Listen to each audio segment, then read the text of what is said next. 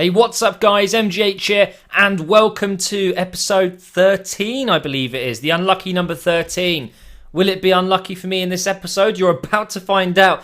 Today we are closing off the transfer window, but before we get into that, we do have a game, and also some pretty interesting news popped up in the transfer news, the club news, and the international news. This is world-breaking news, and that is that Silva from Man City has been put up for sale.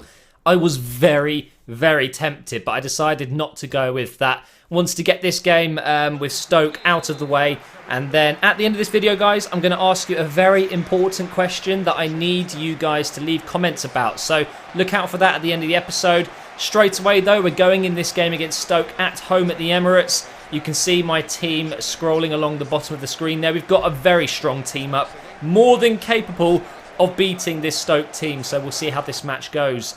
Now, Stoke in my career mode are actually doing pretty damn well. They're in the top 7, I think it is, which is very good and definitely not easy to beat. So definitely wanted to make sure I got the 3 points here.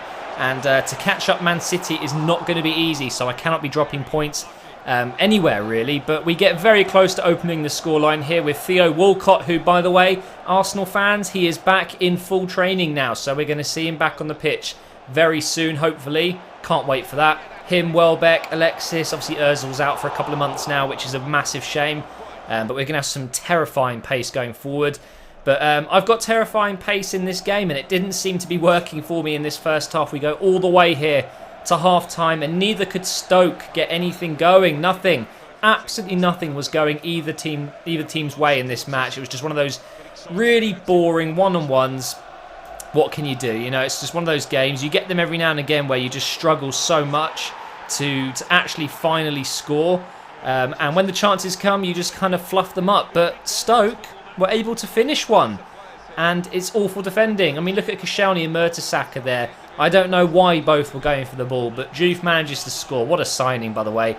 Only his 3rd goal, though. I thought he would be doing better than that.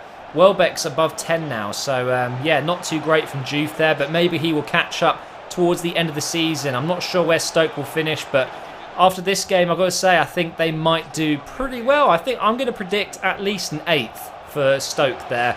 But we finally get that chance, guys, to win a goal, I should say, not win the match. But Chambers, what are you doing there? And what the fuck is that? Excuse my language, but at that point, I wanted to substitute him off.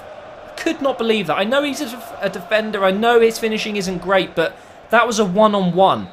All I had to do was finesse that into the bottom corner, but it wasn't going to happen. And after losing that home game against Stoke, the board weren't too happy with me. They want to see me make some better changes when approaching some more important games coming up. So it was a pain in the butt losing that game. And also, we got an offer for Abu Diaby at the end of that game. Now, trust me, Abu Diaby is actually one of the most underrated players in this game. He's got all the qualities you want in FIFA. He's relatively quick, he's strong, he's got great ball control, he's good on the ball, great passing, good work rates, and he's tall. And there was no way I was going to sell him unless they offered me a crazy amount of money for him. So I went back with an 8.5 counter offer. And they've said we can only offer 6 million. Now, for me, although that's dead bang in the middle where my chief executive thinks his value is, it's still not enough to persuade me to lose Diaby. I'm going to keep hold of him. We've kept by him throughout all the injuries and all the problems he's had.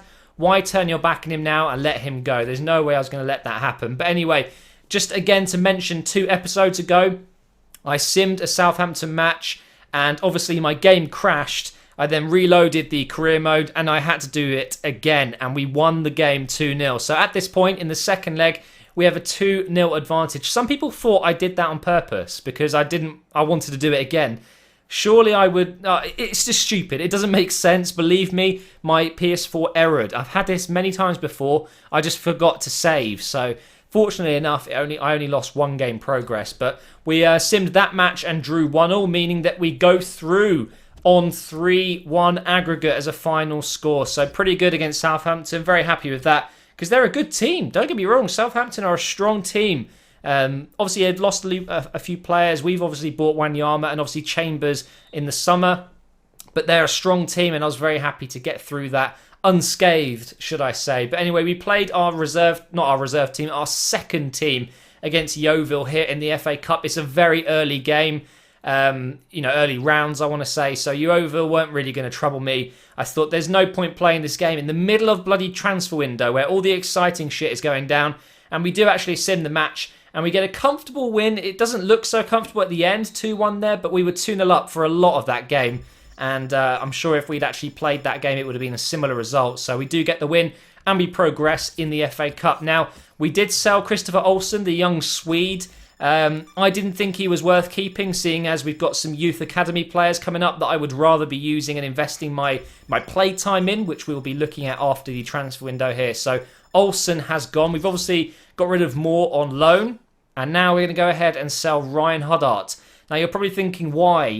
What's wrong with him? At 17, I'd expect a much higher overall. And you're going to see in my squad report very soon, we have a fantastic goalkeeper coming through. He's 16 and he's already in the 60s. So he has a potential of over 88. Yeah, absolutely unbelievable. So I'll be showing you him very soon. But at this point, some big deals around the world going through. Cavani to Chelsea. Silva went to Real Madrid in the end. And then we get some massive offers. Look at that, £90,000 for John Torrell. Now, again, it's the same thing. He's 19. He's only 59 overall. I would keep him, but I'd rather invest playtime in a squad rotational kind of regen if you want, like someone that I've signed through my youth academy. I'd rather do that. We got some offers for Giroud, by the way, in this window as well. But I really didn't want to sell him. Welbeck's my main striker. Giroud's my second striker. And then we've obviously got, oh my God, what's his name? Sonogol. And we obviously have Chuba Akpom. And there's some other players out on loan that will come back as well. So there was just no need to sell Giroud because, well, I kind of rate him. I do think he's better than most people think in FIFA. He's good at finishing, good in the air. And he's very strong, which I think are qualities that you need. So there was no need for me to sell him. Basically, we've got loads of cash anyway. A lot of people will seem to be confused why I wasn't splashing the cash on big signings this summer or this transfer window in the winter. You'll see why at the end of this video. I think I've made some actually pretty good signings that I'm very happy with. We've got Wanyama, we've got Smalling, we've got Rabiot, and obviously we've got Cher and Khedira joining next year. So there was really no need for me to spend 30 million on a player, But unfortunately, guys, Mertesacker has been injured in training. He is out for 2 months, but it's not the end of the world because now obviously we have Smalling.